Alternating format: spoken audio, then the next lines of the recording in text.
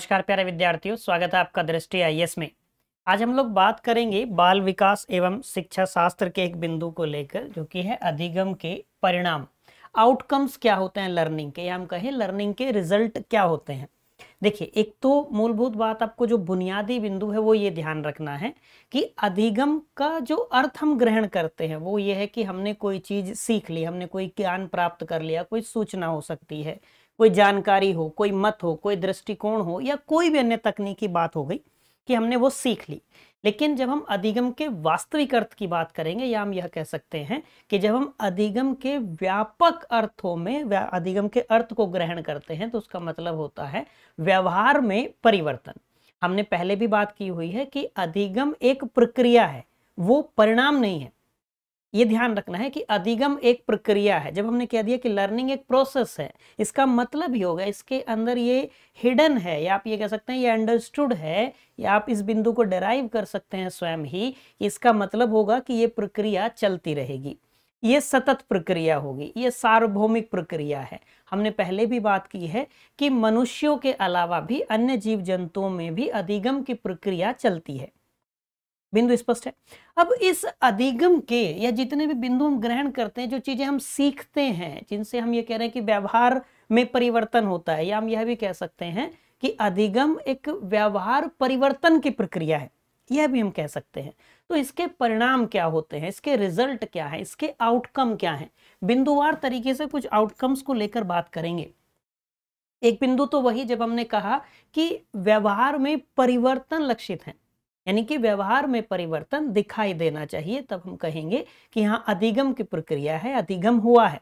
जब व्यवहार में परिवर्तन दिखाई दे, व्यवहार में परिवर्तन दिखाई दे का मतलब ये है कि हमने जो चीज सीखी, हमने जो ज्ञान प्राप्त किया, हम उसे आत्मसात करें। यदि आप शिक्षा प्राप्त करते हैं, जैसे आपने ज्ञान प्राप्त किया, यदि उस ज्ञान से आपके व्यवहार में कोई परिवर्तन नहीं है, तो उस फिर ज्ञान का कोई मतलब नहीं है। बात समझ पा रहे हैं? इसलिए कहा जाता है अधिगम के संदर्भ में कि अधिगम एक प्रयोजनपूर्ण और उद्देश्यपूर्ण प्रक्रिया है। यदि कहीं ऐसा बिंदु आपके सामने आता है कि अधिगम का कोई प्रयोजन नहीं है, कोई उद्देश्य नहीं है, तो फिर वहां अधिगम की बात ही नहीं होगी। बिंदु स्पष्ट है। तो जब हमने कहा कि व्यवहार परिवर्तन वाली बात जब हम बार बार कह रहे हैं, तो एक आउटकम, एक परिणाम यह है कि व्यवहार में अपेक्षित परिवर्तन,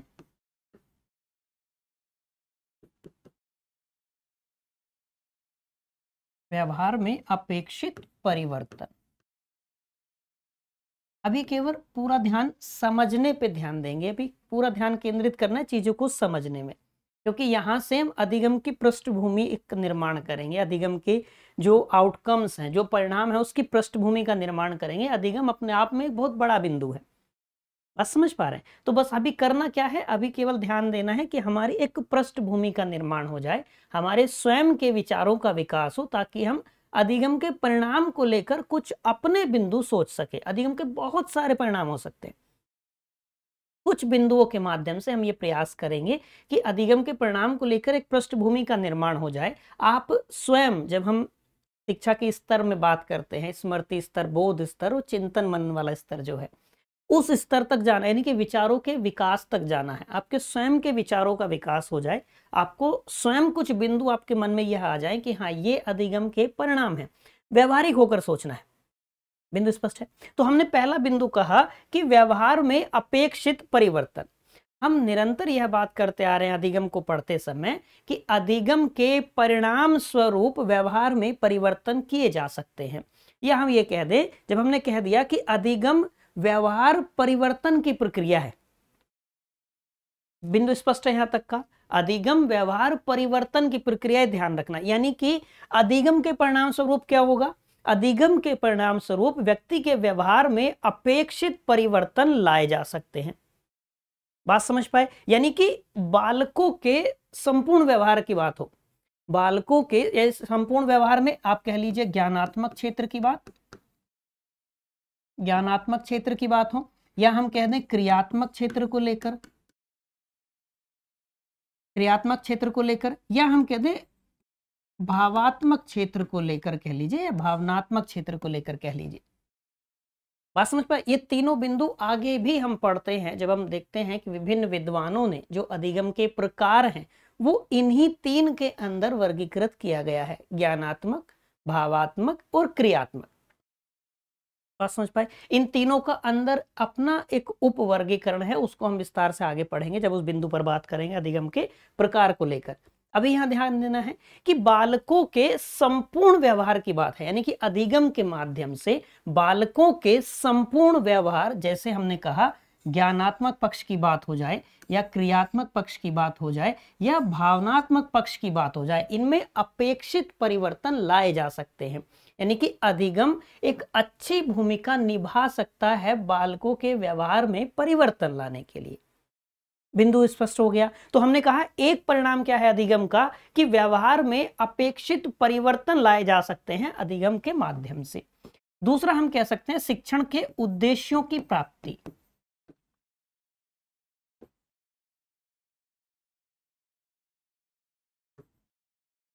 शिक्षण के उद्देश्यों की प्राप्ति।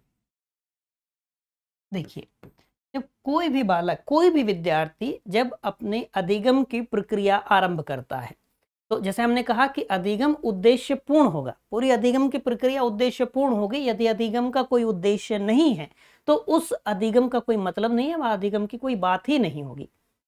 बात समझ पा रहे हैं। यानी कि यदि हमने किसी चीज को सीख कर उसका प्रभाव हमारे व्यवहार में नहीं दिखाई दिया तो उस अधिगम का कोई मतलब है नहीं। बिंदु स्पष्ट है। कुछ ऐसे समझिए व्यवहारिक होकर कि आपने कोई कौशल अर्जित किया, आपने किसी कौशल का समय के साथ अभ्यास करके विकास किया, किंतु आप उस चीज का प्रयोग नहीं कर रहे हैं, तो क्या वो आपके किसी फायदे का है या आपको उससे कुछ लाभ हो रहा है? आपने केवल अपना समय, अपना श्रम, अपनी ऊर्जा व्यर्थ की। बात समझ पा रहे हैं। इसी प्रकार से आप देखेंगे कि हर विद्यार्थी के अपने उद्देश्य होते हैं। अधिगम को जब हमने कहा प्रयोजन मूलक है, तो यानी कि उसमें यह बात निहित है कि हर विद्यार्थी के अपने उद्देश्य होते हैं। जब अधिगम के साथ हम बात करते हैं तो अधिगम के माध्यम से शिक्षण के उद्देश्यों की प्राप्ति की जा सकती है। यानी कि हम ये कह सकते हैं कि थोड़ा सरल हो जाता है कि हमारे जो शिक्षण के उद्देश्य हैं उन उद्देश्यों की प्राप्ति अधिगम के माध्यम से आसानी से हो जाती है। बात समझ पा रहे हैं। हर विद्यार्थी के अपने उद्देश्य होते हैं, हर शिक्षक के अपने उद्देश्य होते हैं। शिक्षक को अपने उद्देश्यों की पूर्ति के लिए और विद्यार्थी को अपने उद्देश्यों की पूर्ति के लिए। आप यह भी कह सकते हैं कि अधिगम के माध्यम से विद्यार्थी की जो रुचियां हैं या हम कहें विद्यार्थी की कुशलताएं, अपेक्षित ज्ञान, उसकी समझ बूझ, इन सभी का समुचित विकास संभव हो पाता है। बिंदु स्पष्ट है यहां तक का। तो शिक्षण के उद्देश्यों की प्राप्ति भी अधिगम का एक परिणाम है। एक बिंदु हम यह कह सकते हैं विद्यार्थियों के दृष्टिकोण से, तो विद्यार्थियों के विकास एवं वृद्धि में सहायक है। विद्यार्थियों के विकास एवं वृद्धि में सहायक। ये बिंदु हम एक जगह और पढ़ रहे होंगे जब हम वृद्धि और विकास को लेकर बात कर रहे होंगे, तब भी यह बिंदु आपके सामने आएगा।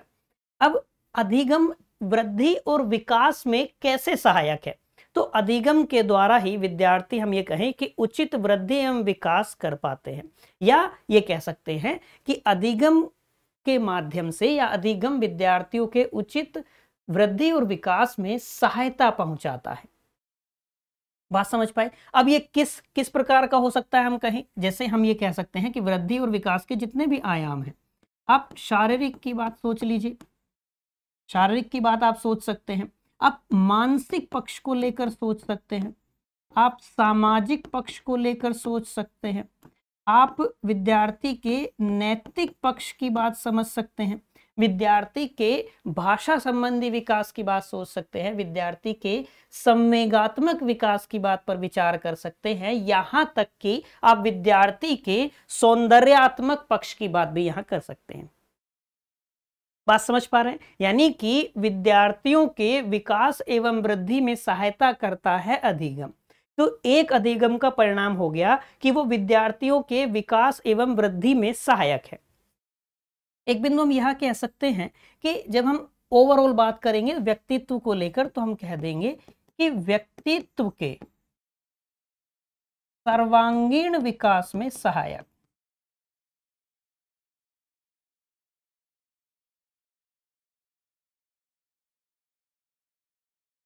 सर्वांगीण विकास में सहायक, यानी कि अधिगम बालकों के या बालकों से इतर आप लेके जाएंगे तो आप कह सकते हैं कि व्यक्तित्व के, जब हमारे व्यक्तित्व की बात हो तो हम ये कह सकते हैं कि व्यक्तित्व के सर्वांगीण विकास में अधिगम सहायता करता है, या ये कह सकते हैं कि अधिगम के द्वारा व्यक्तित्व के सर्वांगीण विकास में सहायता मिलती है अधिगम से। बात समझ पाए? यदि आप पहली कक्षा को याद कीजिए, शुरुआत में हमने बात की थी कि शिक्षा के उद्देश्य क्या है। जब हमने शिक्षा के उद्देश्यों को लेकर बात की थी तो शिक्षा का एक उद्देश्य हमने पढ़ा था कि व्यक्तित्व का विकास करना। याद आएगी बात आपको? तो यानी कि हम यह भी कह सकते हैं, जैसे हमने कहा कि बालक के व्यक्तित्व का विकास शिक्षा का प्रमुख उद्देश्य होता है, ठीक है। और जो अधिगम की प्रक्रिया है वो अधिगम की प्रक्रिया सभी प्रकार से इस कार्य में अपना योगदान देती है, अपनी भूमिका निभाती है। बात समझ पा रहे हैं? आप ये कह सकते हैं कि अधिगम की प्रक्रिया व्यक्तित्व के सर्वांगीण विकास में सभी प्रकार से सहायता पहुंचाती है। बात समझ पा रहे हैं? जब हम ओवरऑल देखेंगे तो हम कहेंगे कि जो व्यक्तित्व का विकास है, अब इसके ठीक पीछे जाएंगे एक कदम तो आप पाएंगे कि यानी कि उसके व्यवहार में अपेक्षित परिवर्तन हुए हैं, उसके व्यवहार में अपेक्षित परिवर्तन देखे गए हैं, व्यवहार में परिवर्तन हुआ है। फिर से शुरुआती वाली बात याद कीजिए कि व्यवहार में परिवर्तन की प्रक्रिया है अधिगम। बात समझ पाए? जब व्यवहार में उचित अपेक्षित परिवर्तन देखे गए तो हमने कहा कि अब ये एक व्यक्तित्व का सर्वांगीण विकास है, इसको हम कह सकते हैं व्यक्तित्व का सर्वांगीण विकास हुआ। तो एक आउटकम, एक परिणाम, एक रिजल्ट अधिगम का क्या है कि ये व्यक्तित्व के सर्वांगीण विकास में सहायक है। एक बहुत महत्वपूर्ण बिंदु है समायोजन वाला।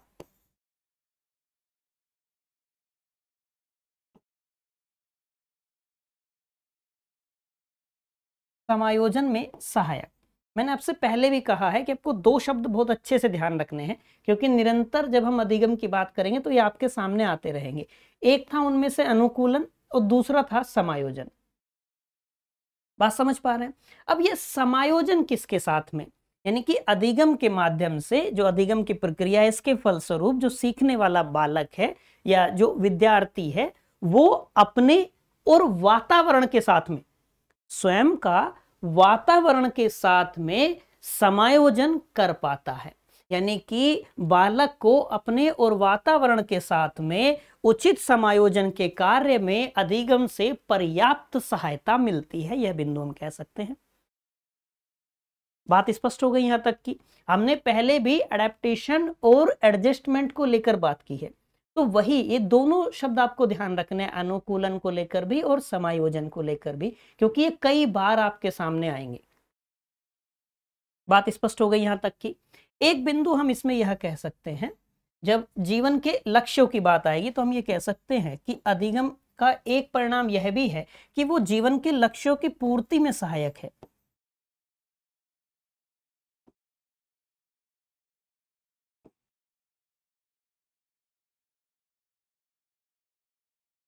पूर्ति में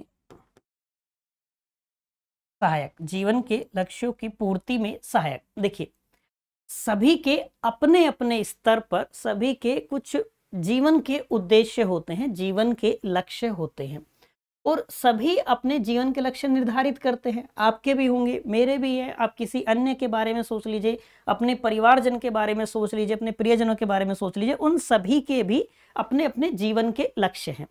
तो अधिगम बहुत महत्वपूर्ण भूमिका अदा करता है जीवन के लक्ष्यों की पूर्ति में, या आप ये कह सकते हैं यानी कि अधिगम के द्वारा जीवन के लक्ष्यों की पूर्ति में मदद मिलती है।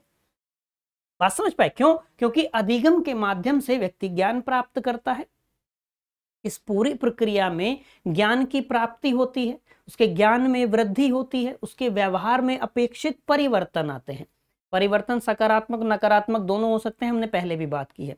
तो व्यवहार में परिवर्तन आते हैं, तो अधिगम की प्रक्रिया से जो प्राप्त परिणाम हैं वो व्यक्ति को अपने लक्ष्यों की पूर्ति में, या आप ये कह सकते हैं कि अपने लक्ष्यों को प्राप्त करने में सहायता करते हैं। बिंदु एकदम स्पष्ट होगा यहां तक का।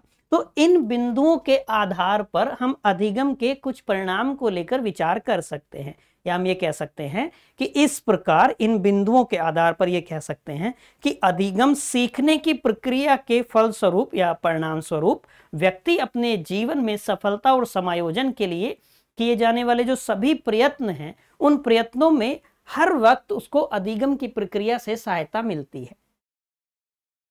बिंदु स्पष्ट है। तो मैं ये उम्मीद करता हूं कि अधिगम के परिणाम को लेकर एक पृष्ठभूमि के निर्माण का जो हमने प्रयास किया है वो हुआ होगा। अधिगम के परिणाम को लेकर कुछ बिंदु आपको स्पष्ट हुए होंगे, कुछ नई चीजें आपने अवश्य ही सीखी होंगी। आज के लिए इतना ही रखते हैं, मिलेंगे आपसे किसी अगली क्लास में। Till then bye bye, have a nice day.